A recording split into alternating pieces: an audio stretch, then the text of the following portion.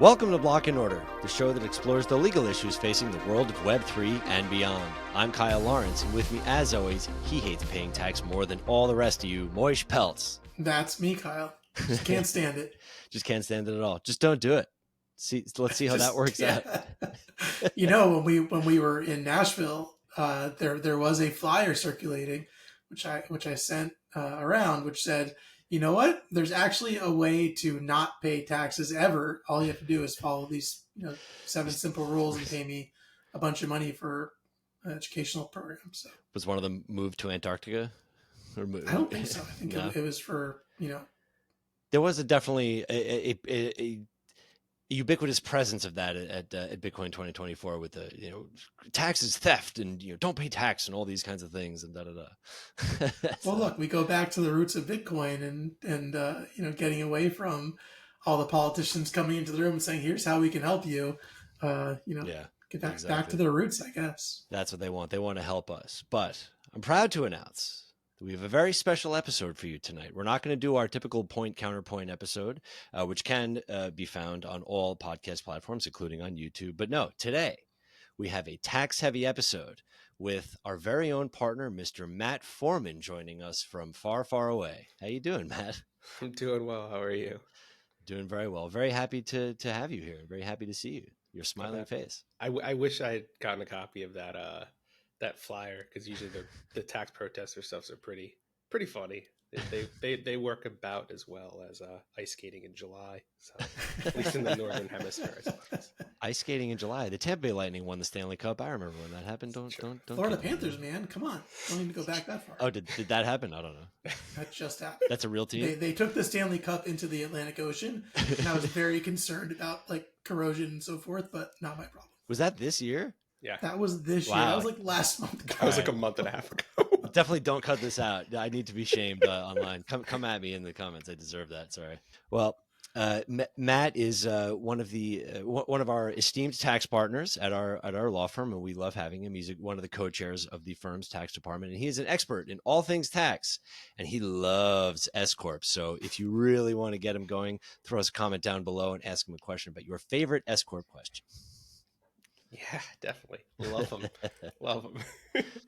So Matt is kind enough to join us tonight on a crypto tax episode. So we have a couple questions for him, and we're going to have a free-flowing dialogue about what you should and should not do in the face of taxes. You should pay your taxes. You should pay your taxes. We don't give legal advice, but we will tell you that you should pay your taxes. I will drop a comment below with a link to the website if you want to. Pursue alternative theories. I think this might be the one time where we're not putting the link in the show notes. Yeah, I will give you one piece of advice that I give to everyone for free, and it's quoting Jim Carrey in a movie, and it's quit breaking the law, and that is good advice, and I'll give legal advice to everyone that is good legal advice. I should do that. All right, so starting off with the order today, this is a tax-filled order, our first topic. So Matt, let's start back at the beginning. We're going back to the old days of 2014, right? And the IRS issues a notice, IRS Notice 2014-21, which states, quite simply, that crypto should be taxed as property. So what do you think? Was this right? Was this wrong? Here we are about 10 years later. How do we weigh in? So I've had people at the IRS and at the Treasury Department, IRS is part of Treasury, but who've told me that, before I even answer your question, that they kind of issued that notice and kind of hoped it would go away. Clearly they were right. It went away. It is no longer an issue and is not something that's ever on the news or anywhere. I actually think they got it right. People get annoyed when I say that, but I'll explain to you why. So I'm not saying that it's not currency. I'm not saying it's property. I'm not saying it's anything. I'm saying for tax, you have to characterize it some way. There's something you have to do. And they had to sort of look at it. And there's really two ways it can be done.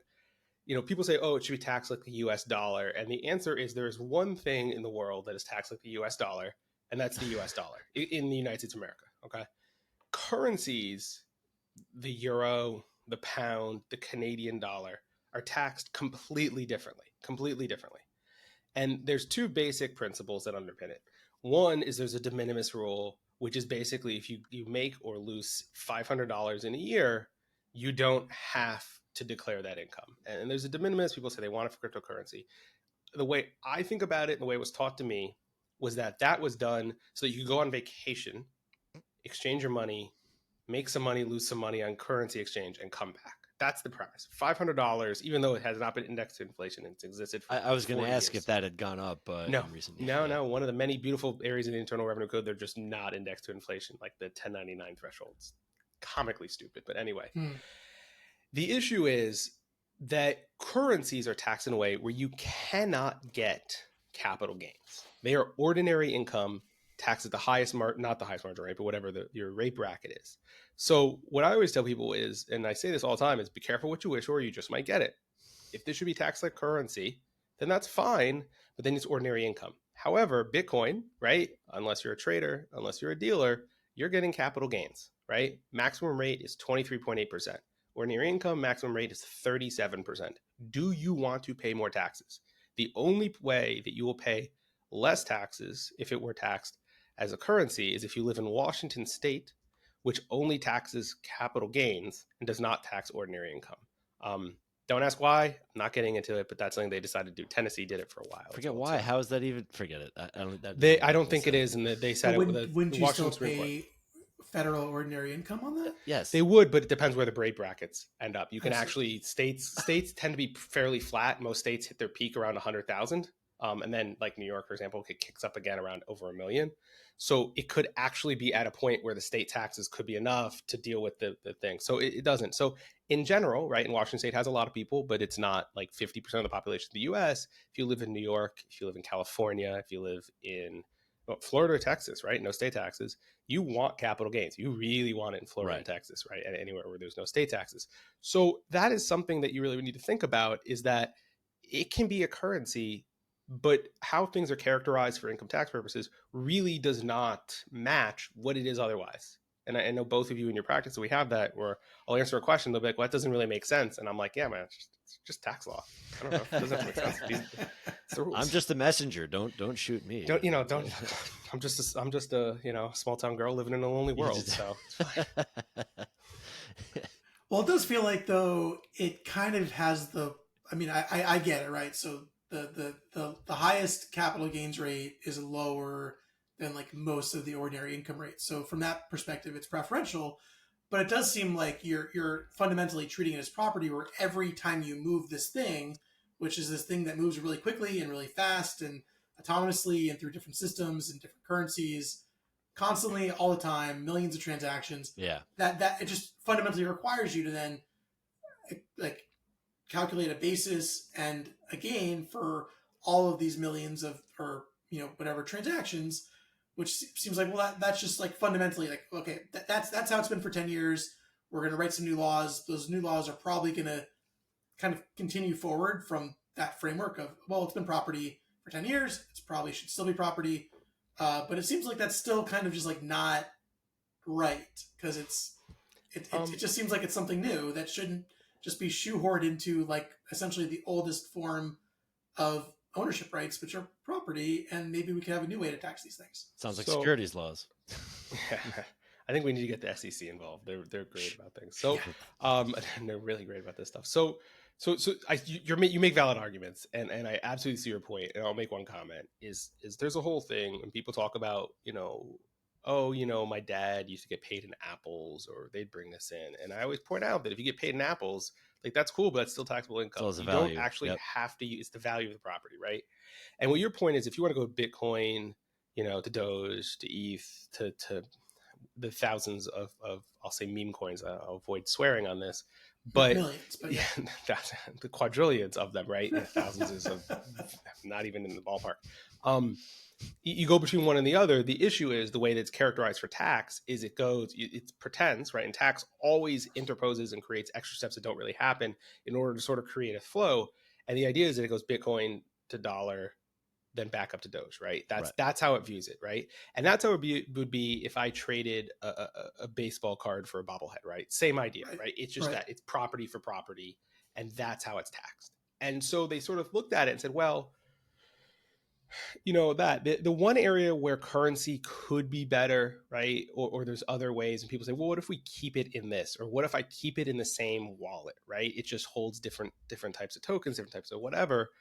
And there's a sort of a point where, like, what is the underlying asset, right? Because you can get NFTs that have real estate, right? And theoretically, could you change, this NFT for that NFT? And you're like, well, the underlying character, and then you're piercing the veil, right? You're looking at what is the underlying character, and there's a real question as to whether, like, that's even appropriate, whether that's mechanically done. And I think the problem that comes up, and this has always fascinated me, and people get something I've always say is that at its core, cryptocurrency and blockchain is an accounting mechanism. It accounts for who owns what. It accounts for ownership, its title, et cetera, et cetera. It's a ledger, And yet, right? yeah, exactly. I mean, it's a general ledger, right? The same idea. And yet it seems to actually not be something that can do that, right? And the number, there's so many startups and so many fairly mature companies that are trying to do just that. They're trying to allow you to track it easily. And they do I'll say not great job right now. There's no product that I would characterize as good, which I'll probably get hate mail for, but that's cool. That's fine. And my point is that I think that the underlying issue is that a lot of people don't. They say, look, like, the accounting is really hard, so we need to create an easier rule. And sort of the counter argument to that the IRS said is that at our core, we're just trying to make you account for what happened, right? And people say, oh, what about a de minimis rule? I'm like, you still have to account for it to see if you meet the de minimis Right, threshold, yeah. right? So it doesn't really lower the thing. And so my answer is, I actually think property is right, because I don't think it's a currency in the tax context. Is it a currency in an economic context? Yeah, I mean, I think there's certain coins, yes, certain coins, absolutely not. And it depends, it depends, right? I'm a lawyer, I have to say depends. It's in the rules somewhere. But I think the answer is, I actually think property is the right characteristic, but I think there need to be better rules dealing with how to account for it, what is the right way to do it. And I think rules sort of similar to, I know we're not there, we're going to get there, and we're not really going to talk about, like, the broker regs. Part of what the broker regs did, where they said, okay, here's what we want in 1099 DA, right? This is what's going to be in it. And I think they need to dictate a way for a form to allow for easier accounting. And once you have this is how what we want, right? Whether it's Congress, Treasury, the IRS, whomever, right? I really don't care who. I think you need to create rules. And I think part of this is, and I'm jumping into the next question, is like, what should Congress do? And I think we need help. I think there needs to be something there. And they need to do something, because right now they're circling around each other, and they're just kind of yelling at each other, and it's not helpful. Well, they're yelling at each other, and now you're seeing, I mean, that's a great segue into the next topic. You're seeing in Washington this sort of sea change of where it used to be very anti-crypto and just against these assets. The people who are running for president were adamantly against them.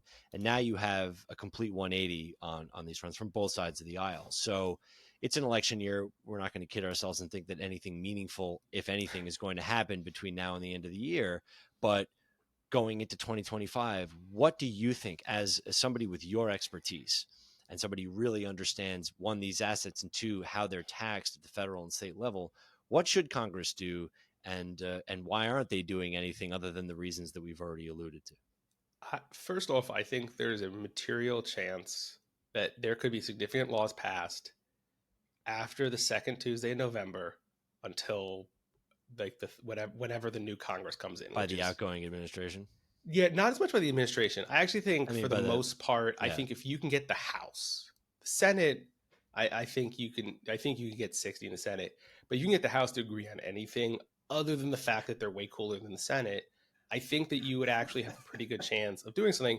And I think if you got 40 or so people in Congress who are on their way out, right? And there's already been a couple dominoes have fallen with election prime, with party primaries, that I think they could be persuaded to do something in the middle, right? And I actually do think the consensus between the left and the right, sort of ignoring the more extremes on both sides, are actually not that far apart. They're actually I think they can get there, and I think they can get there on material issues, right? As with most things, yeah. But they seem to be disinclined to, because I'm not going to rant about Congress and politicians, but it's an issue. And I think Congress needs to say, look, like, this is what it is, right? In terms of, I know a lot of people who are gonna watch this and listen to this are not lawyers and not this is what they do, but, like, it's laws, it's regulations, it's IRS guidance, it's notices, right? They're like fifth tier down, right? They're not even, you don't notice it. So this is just the IRS saying, this is what we think, and you have to tell us why we're wrong. And I don't think there's any authority out there that can say why they're wrong. So I think Congress has to step in, and Congress just doesn't want to. I don't think either administration is actually strong enough and cares enough either way. So I don't think, depending on who wins, I think it's more a matter of getting enough people in Congress who are interested in actually doing it. I think Right. that's the bigger problem, because I don't think either party is actually that far apart. I really, really don't. Yeah. And you see it with Gillibrand and Lummis. Lummis. Thank you. You know, they don't agree on a whole lot, but all of a sudden they came out with it and you're like, Yeah. They okay, did. like, I mean, I don't agree with that. I agree with that. I agree with it. But like, these are people who don't, you know, strange bedfellows for sure. Right. Well, so one of the questions we've pondered on the show is, well, is now, I mean, not now, because nothing's happening, I don't think, between now and January, but now being the, let's say, January, February kind of new Congress time, is that the time to get something done, or is it kind of better to continue to let the court process play out and get some more kind of like, you know, judgments and appellate doctrine and so forth? And I think that argument we've kind of gone through on the securities and regulatory enforcement side, and I'm curious what you think about that on the tax side, because it does seem like it kind of is a mess on the tax side. And maybe Right. some guidance and some clarity and some legislation could help improve things, maybe not improve them all the way, but make them better than where we are now. And I'm curious how you see that as part of the legislative role. Like, well, from an industry perspective, do you actually want like mediocre legislation that'll fix some but not all these problems?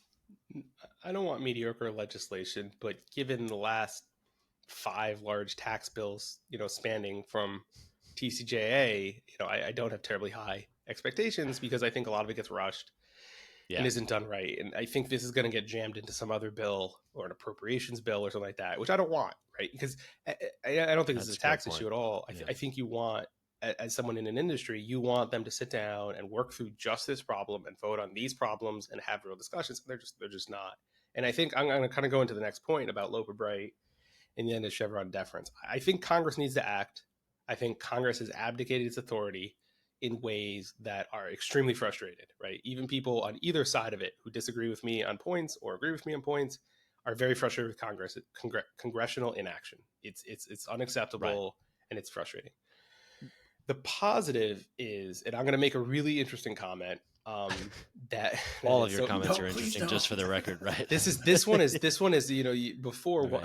You know, you said this is counterintuitive about to say, but we'll delete the rest of the episode. So for those who are not lawyers, but who follow the news somewhat, right, something called Chevron deference ended under a case called Loper Bright, right? Name of the plaintiff. Chevron deference said that Treasury regulations that, even if Congress, so laws can say Treasury will fill in this part, right? Treasury is the regulatory agency. They follow APA, Administrative Procedure Act. They do it right. Whether they do it right, whatever, not the point here. And they issue regulations, and then they get deference, which means you basically have to prove that the regulations exceeded, like, just make no sense, basically.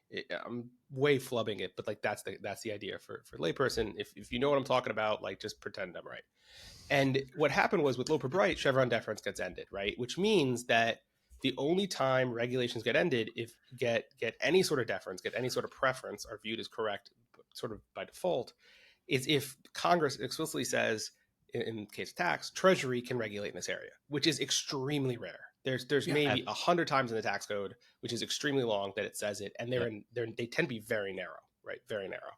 And sometimes it's just like the Treasury can give examples, which really doesn't do a whole lot. I mean, it's helpful, but whatever. What's going on right now is the IRS has an influx of money, which is a good thing. And it is, because if you ever called the IRS, you know that the IRS not having money is extremely frustrating, because no one answers, right? No one's answering. Very much. So it's sort of like calling me. I just don't answer the phone. Terrible. But you want to hear the IRS ringtone, you can listen to Matt's podcast. If you want to hear the on hold, first of all, if you can call, you'll hear it anyway. But if you want to hear it without actually getting really annoyed and being able to hang up when you don't do anything, my podcast, we thank you, Moish. We licensed the actual music from it, which is just, it's phenomenal. But anyway, back to my point.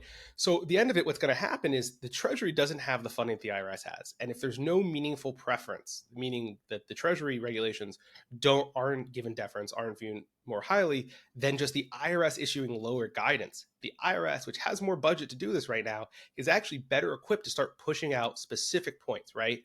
You didn't do anything on liquidity pools. Cool. Here's some guidance on liquidity pools. Here's at least a framework. Here's specific issues. Here's where we think things are problematic. And so people, look, the Chevron deference is over. The sky is falling. People are going to send nuclear weapons at each other, right? Probably not. But in the context of tax, it could be good because it'll give you more idea of sometimes the problem is you don't know what the IRS is thinking, right? Right. And sometimes just knowing what they're thinking. Now, that being said, when the IRS is going to push out stuff like Notice 2014-21 is not saying, they're saying, we think this is the answer. If you disagree, you can litigate it. It's kind of a toss up, but you have to explain why we're wrong. We have to explain why you're wrong, and we'll figure it out. And I actually think that's a really good thing for it. The fact that they can just push out, get things out more quickly. Treasury regulations take forever. There's a huge process. APA requires hearings. It requires this or that. And by eliminating that, you may get more uneven guidance, but you'll get more information. You'll get what they're doing. And one thing I will say about the broker regs, I know I said I didn't want to talk about it because like you really have to go in detail, is they actually read the comments. They actually read it and they pulled back in areas and they pushed ahead in areas people didn't like. But what was obvious to me is that they do listen to what you say. And even when people complain about IRS stuff, there's a phone number and an email address, usually at least a phone number, after every IRS notice. So if you have questions, contact this person. They answer the phone. I don't know if the person who wrote 2014-21 is still there, but if they're there, you can literally pick up the phone and call them, and they will call you back in a couple of days. I mean, if they're on vacation or whatever. Well, that's great. Look, that's different than we've seen happen in other government agencies that are regulating, crypto in the U.S. So yeah, the SEC is not so friendly in that way. Right. Correct. But I guess the counterpoint to that would be, well, if you see these broker regs coming, and this isn't, I don't think this is necessarily an area where, Treasury or IRS has been given explicit preference to regulate in this area, then in the wake of Loper, why not just say, I don't care what you're saying, and I'm going to just go this way because I think that's more reasonable, and come litigate against, I guess, except you don't want to litigate against the IRS, I assume. But, why should we even accept any of these regulatory frameworks if they're not in areas where they're entitled to regulate? I don't have an answer, to be honest. Tax attorneys tend to be rule followers. We like to push the boundaries a lot, and we like to push them as far as they go, but generally we're rule followers. And the way that when people say, well, I'm just not going to follow it, is going to do is that, I'm going to butcher it, but, mess around and find out, right? Because in this area, I always say the IRS using chain analysis, they know more of what's going on than people think, or maybe they don't, but I don't know how much they're connecting. But if you're already on the radar for something and they're just kind of waiting for you to not do it, then they're going to do it. And the really big ones they're going to go after is not going to be the IRS or the Treasury Department prosecuting. It's going to go straight to Department of Justice, right? And that's something they have the authority to do. And that's a different question than, is staking taxable upon receipt? Those are just totally different things. And the broker regs are a more fundamental one. I also, for what it's worth, do not think that a lot of these broker regulations were necessary. I think that existing regulations actually largely applied to a lot of the contexts and situations. I think what they were trying to do, which is what I want Congress to do, is give explicit, direct, specific examples. And I actually think that's where it's most helpful. So, the question is whether, in a lot of ways, and Moish, we've had this conversation, whether you agree with it, right? That's a different question than whether they should. Should Congress be doing it? Yes. Should the IRS be doing it? Yes. Should Treasury be doing it? Yes. The question is, who's the right one to do it? The answer is, I'm going back, Congress the first 5 times. And their inaction has led to collateral issues. That's right. And part of the issue that we've talked about on the show numerous times, and we've brought up Chevron deference, and we talked about the IRS trying to find, ne'er-do-wells in the space. And what I'm afraid of is, I remember back in the days of, after Enron happened and Sarbanes-Oxley came out, and it's like, all right, well, we have the right, it's like the wrong thing, but for the right reason. It's like, we have to protect against these things. So let's have this sweeping legislation that no one is going to read, and it's going to make it now cost prohibitive to become a public company. And then nobody goes public anymore. And I'm afraid, as I think a lot of us are, is that yes, Congress needs to pass regulation. Everybody agrees on that. But what they should not do is overcorrect the problem and make it so burdensome and so overwrought and so impossible to follow that nobody can do anything.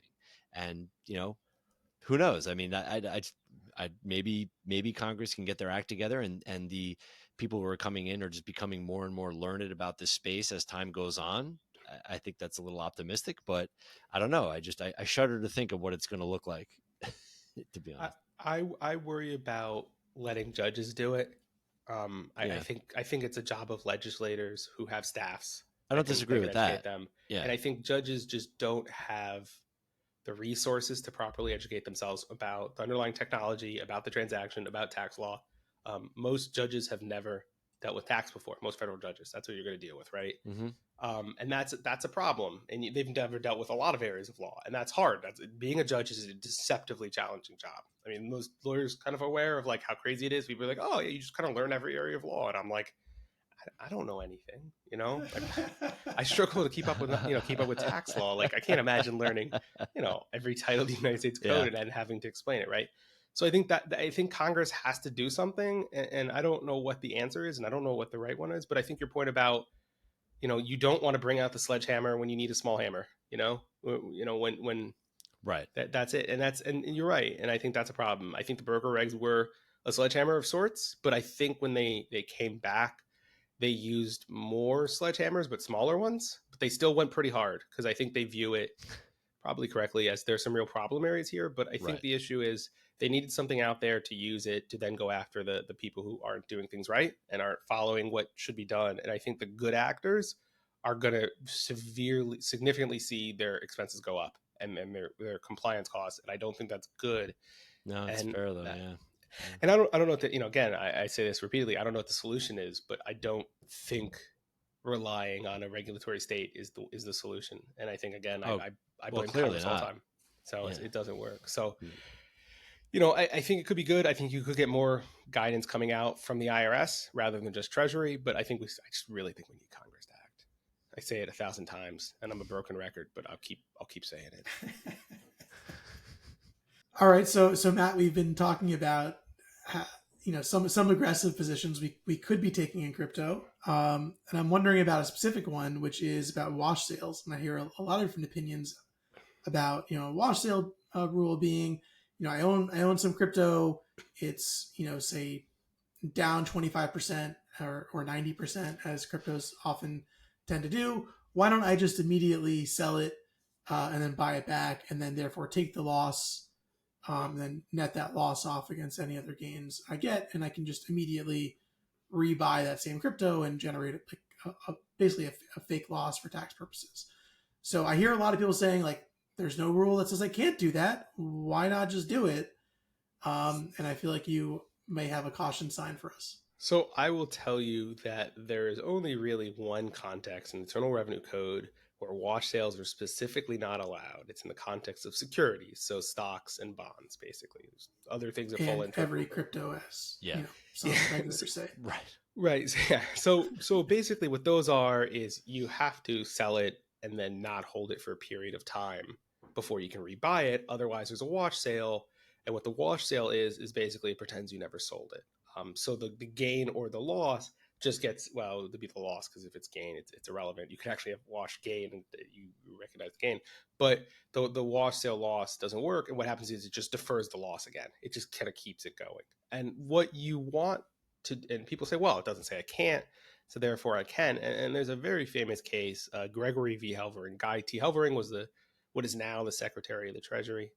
No, I got that wrong. He's Commissioner of Internal Revenue. So there's a lot of cases with Helvering. So Mrs. Gregory, I'm sorry. Sounds familiar. I was like, oh, the name sounds familiar. Why is that? Thank you. You've heard a few, yeah. If you have read any tax case for about a 15-year period, he was it, and he was also it in the 30s and the 40s when there was a lot of litigation when the tax rates were a lot higher.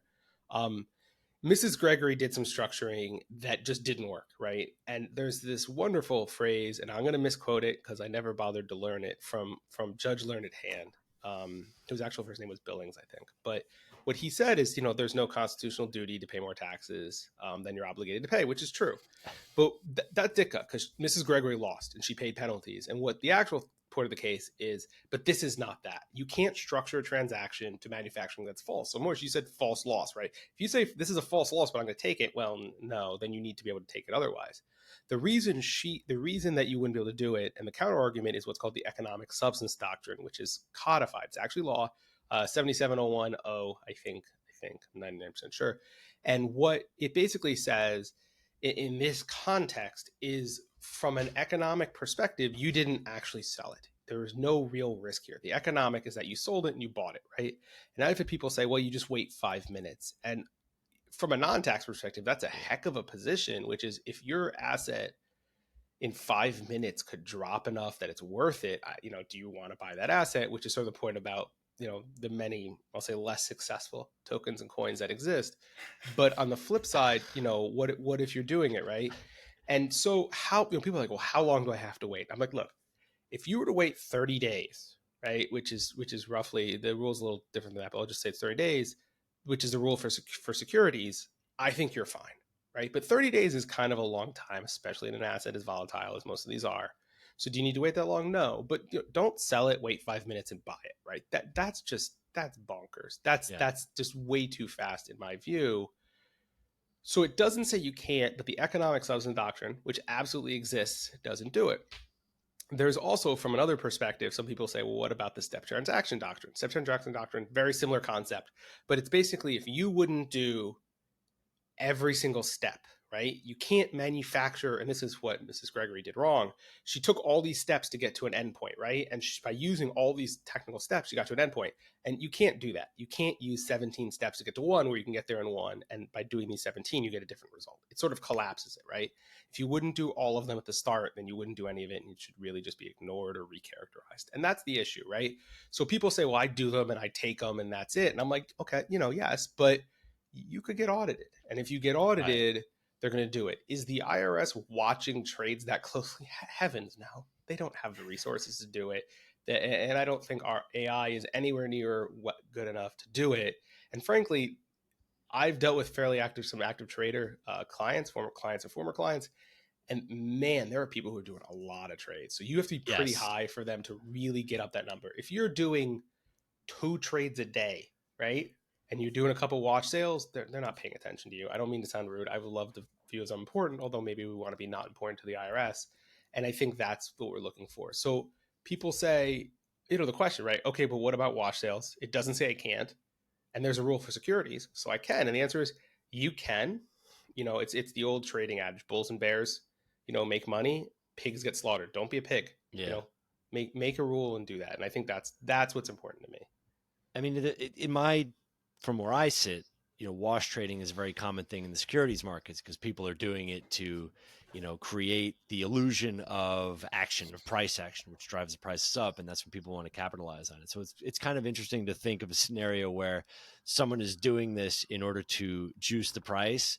And the IRS catches them and dings them on every trade that they made, and then the SEC catches them for wash trading. It's like one of those things. It's like counting cards in the casino. It's not technically illegal, but they don't let you do it, and they throw you out. It just reminds me of that. Sir. Right, I'm gonna ask you why I'm not doing anything illegal, even though I have this the thing on my leg, the buzzer. The happy bringing Mr. Happy, and he hits it with the cattle prod.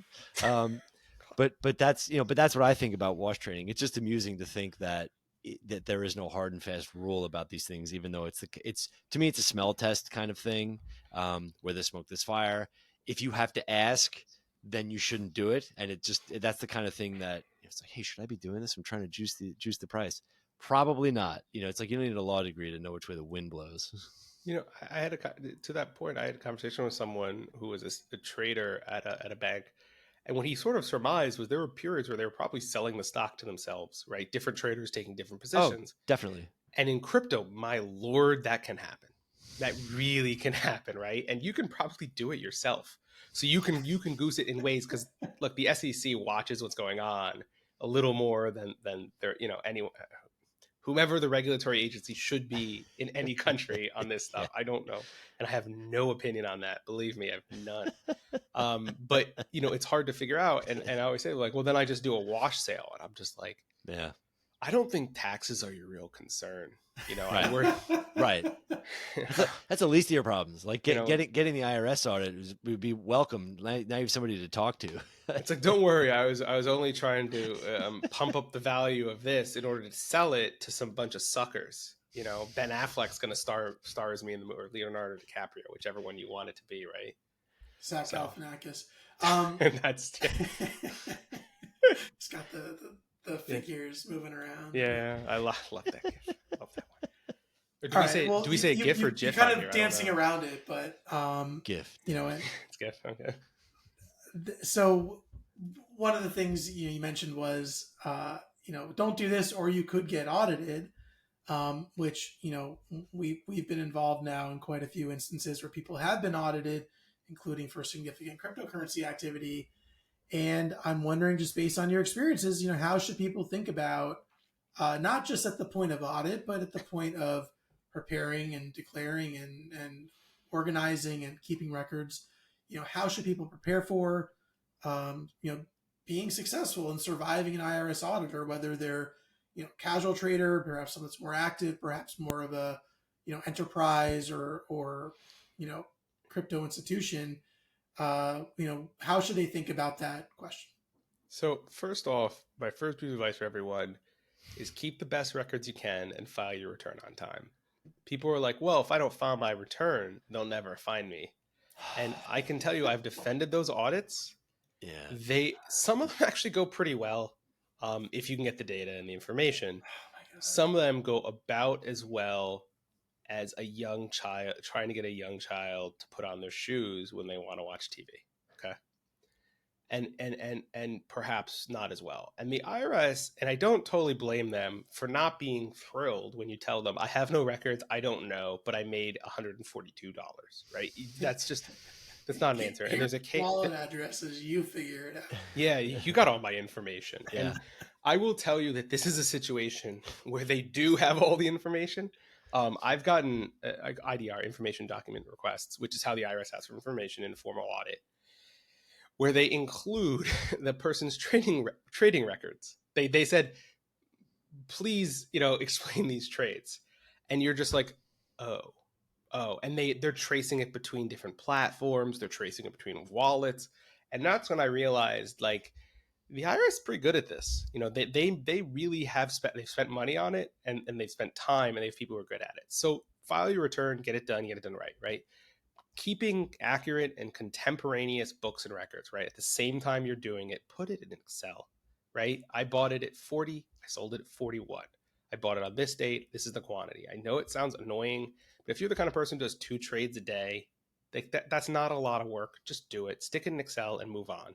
Your actual records that you might be able to download 2.5, 3 years later are not going to be as good. But if you say, look, here it is, here's in Excel, they're going to look at what they have, they're going to see it matches up.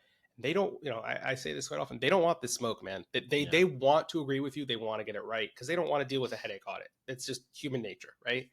So go in, have the records, right? And that's important. What to do if you don't, right? Get someone to go in. I've had people who've hired, there are small accountants who do it, bookkeepers, things like that. I've had clients who've hired Big 4 accounting firms because they had 15,000 trades a year for 3 years, and that you just needed people to go through it, right? To go through and trace it all out and sit there and do it. So you need 7 people to do it. And they spent probably more money than they would have, right? If you're doing 15,000 trades a year, that's a whole other issue for another day. But the key is records. There's a case involving George M. Cohan. If you are into Broadway, he did a lot of songs that you've heard, right? And you don't know you know them, but you know them. Even if you're not into Broadway, you know these songs, right? And there's a case he did, and it deals with substantiation, how much proof you need in order to do it. And that's the key. How much do you need? And the answer is you have to be able to give a compelling story and compelling narrative that this is the answer and the documents to back it up, proof to back it up. And I've done enough where the documents were atrocious, and I've done enough where the documents were mediocre, and they're actually pretty okay with mediocre documentation. The question is, does it make sense for the person? Does it make sense for what they're doing? If someone has no source of income, no assets, and they're driving around a Maserati, but they're not making income, right? On cryptocurrency trading, they're going to ask you what's going on, right? And that's not I don't think you have to be a genius or a tax person or a lawyer or anything to think, well, that doesn't make sense, right? So either they're a bookie or they're doing something else, right? And so that's the issue that you have to do. And illegal income is still income anyway, so you have to do it. So the key is to do it. The big issue that I see in audit is what's called is basically the methodology for determining gains and losses, right? Mm. And there's really two that are commonly used. There's 1,000 you can use in a business. You have to have a reason for do it. There's LIFO and FIFO. FIFO is first in, first out. So the first one you bought gets sold. And LIFO is the most recent one, last in, first out. The most recent one you bought gets sold. That's how it is. That's a methodology. You can just use it. It's fine. They don't love LIFO. They probably prefer FIFO. Maybe they like FIFO. There's a thought goes back and forth. By the way, this is something that Congress should do. Congress should tell you what to do. There's one that people use called HIFO. And HIFO doesn't exist, okay? It does not exist. It's fictional, and there is no context in which it's allowed. And people say, but you can do it. I'm like, yes, you can do it. Here's how. HIFO is highest in, first out. Highest in, first out means one thing. You will always have the smallest gain or largest loss every single time. Every single time, no matter what, that's the answer. And it does not exist because it will always produce the smallest gain or largest loss, right? It will always do that. And it's not just pick one and see what happens. What people do when they want to do HIFO is what's called specific identification. That's allowed statutorily for securities, and there's case law on it and how to do it. So if you can say, I bought this lot of 30 tokens on this date, and then on this date, I sold these 30, even though I've bought and sold the same types in between, but I can show that it's this one. That's fine. That's allowed, and you can do that. And I know people who do that, right? It's only occasional traders who can get away with it. Big, big people, a lot of stuff, it can be a little harder. And by doing that, that's how you do it. And there are pieces of software that say, do you want to use HIFO? And people pay for it. And they go in with the audit, and pardon my language, they get smoked every time. They get absolutely crushed. And they, I've had one person came back and they won't let me use HIFO. And I'm like, well, yeah, because it's not a methodology. Well, it's not, I guess it is a methodology. It's not an accepted methodology. And I don't blame them for that one. All right. Well, devil's advocate on that one, mm-hmm. I presume it's technologically possible. And I'm sure there are platforms out there that say, okay, I'm spinning up a new wallet and we're doing, these trades in this wallet. And then I can it's kind of mechanically creating a lot, because there is no broker. You're just having mm-hmm. a wallet or certain fungible tokens in a certain bucket, and you could just I imagine a system that could be designed like that. Absolutely. So the case law around securities being sold, first off, they're all from like the 50s and the 60s. So right. The data is a little fuzzier, but what it is it's someone calls up their broker, right? I like this as a phone, right? Millennial, I can do that. So he what you do? Wait, are you? I sneak in. Thank you. Sorry, I'm confused about all that stuff. Millennial, Gen X. Mm-hmm. You're a millennial? It's Reagan. My understanding is I'm actually Jimmy Carter, if you can believe that. Wow, you were born in the 1400s? That's crazy. So I'm Gen. Am I X? Or yeah, you're X. All right, sorry. X. Go ahead. I'm sorry. Yeah, sorry, man. Sorry to confuse me. Sorry. I believe it, yeah. Anyway, so yeah, Reagan. So what it is, they call up their broker, right? And they say, okay, that 400 shares of Eastern Airlines stock that I bought? I want you to sell that 400, but not the 100 I bought 2 weeks ago. I want you to sell that 400. And that is sufficient to tell the broker, even if there are cases where the broker did not sell the correct lots. If he told them that and they have the thing that they meant to do it, they can account for it that way because they're fungible, right? Bitcoin is fungible in Bitcoin, right? One is there, same thing. So that's the idea of it, right? And that's what you want. If you're doing HIFO, keep those records. Keep your records. Substantiation. People always say, this is what I'm doing. Even better records than ordinary record keeping. And you can, because there are people who do, I have a client who does, I don't know, like 150 a year. He's doing like some week he'll do none for a month, then he'll do 4 in a day, then he'll do none for a month, and then he'll do like 8 a day for 3 weeks, right? The normal kind of randomness of it. I don't know, I think it's when he's bored. And he uses HIFO, and he does it right? He does it because he's identifying what he has, and he has stuff and that. Now he has a couple wallets that he uses, so the tokens are in different wallets, so it's easier to do, it's easier to prove, and so I think that's what you want to do, and that can be a little excessive. You can mix it, but you need to say, this is what I'm selling, this is why, and this is how I do it. And that's really what you want to do. And I think a lot of stuff, with audits, tax, just generally, or really anything, is being able to prove what you did, why, and why it's okay. That's a lot, really, in any area, right? So.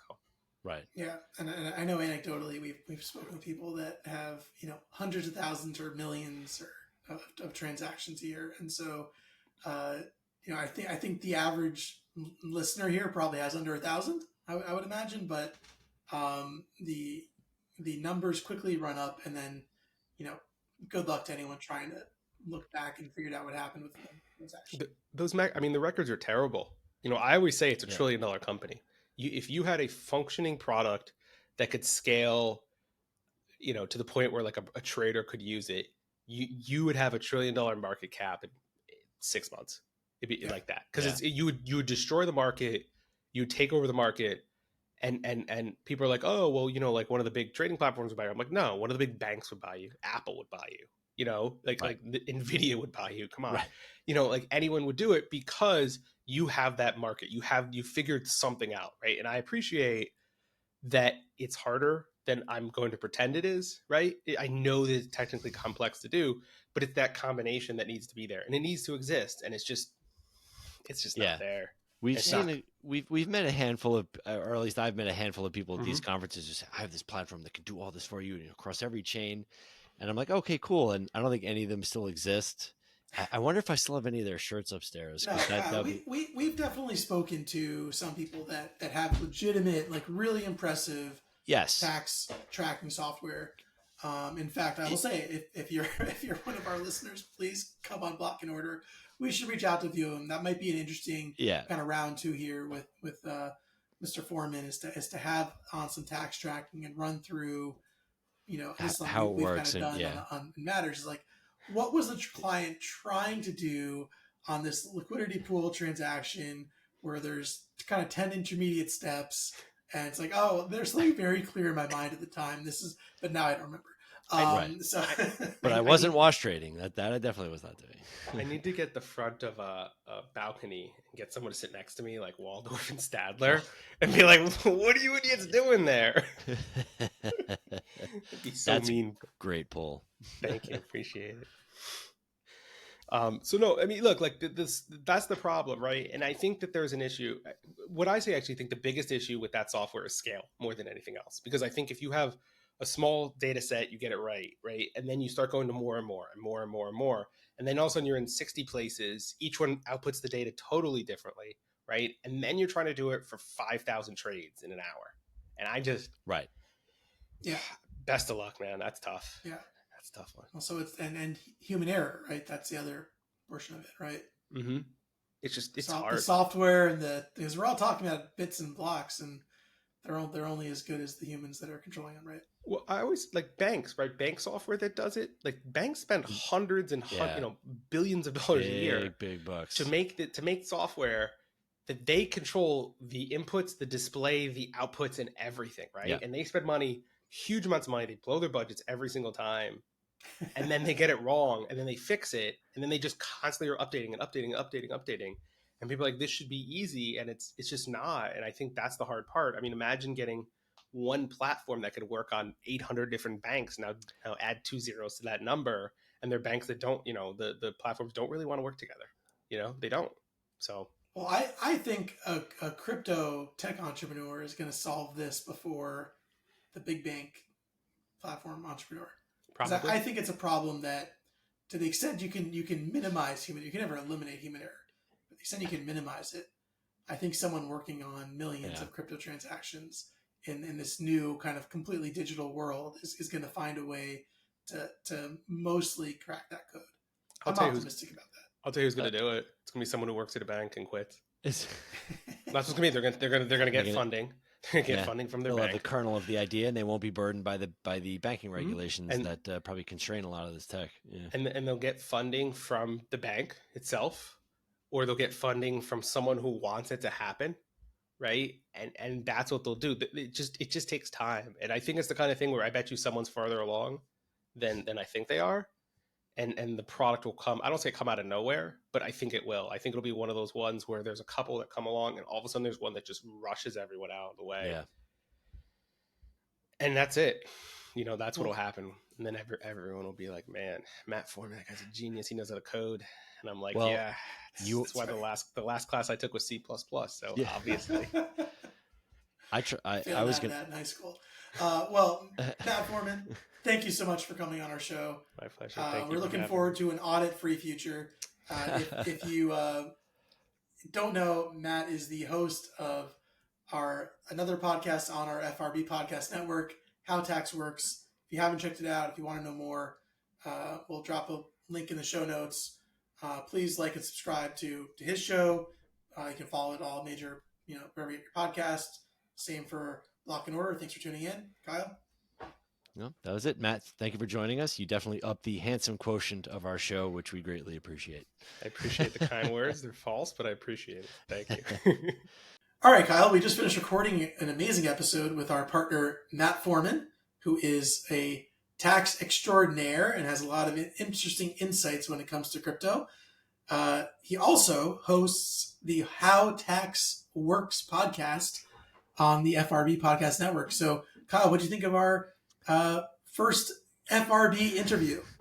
Well, it was fantastic as always. Not that I would expect anything different. Matt is just an encyclopedia of all things tax. He brings such real, and I'm not just blowing smoke. He brings such great insight to everything he does, and he explains really complicated tax situations in a manner that is easy to digest. I felt like, he was explaining it to me like I was a 5-year-old, and that's what this space needs, to be honest with you, because you have crypto, you have tax, very complicated things, and Matt can explain it very well. I think everybody will really enjoy this episode.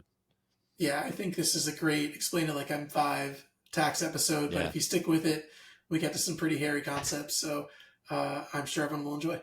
Well, that wraps it up for another episode of Block and Order. Remember to please like and subscribe and follow us on all our socials. Links are down below in the show notes. Please drop a comment below if there's a particular topic you'd like us to cover. We take all suggestions and constructive criticisms very seriously. Remember, nothing contained on the show is meant to be construed as legal and or financial advice, except, of course, pay your taxes, as Matt so duly noted. Please consult your own attorney if you're going to take the plunge. Neither discussion nor the fact that we may own certain assets or products covered on the show is meant to be an endorsement of said assets or products. Very special thank you to producer Abby, our OG. Without her, the show would not be possible at all. And so on behalf of Moist Pelts, I'm Kyle Lawrence, and a very special thank you to Matt Foreman. Take care, everybody. Take care.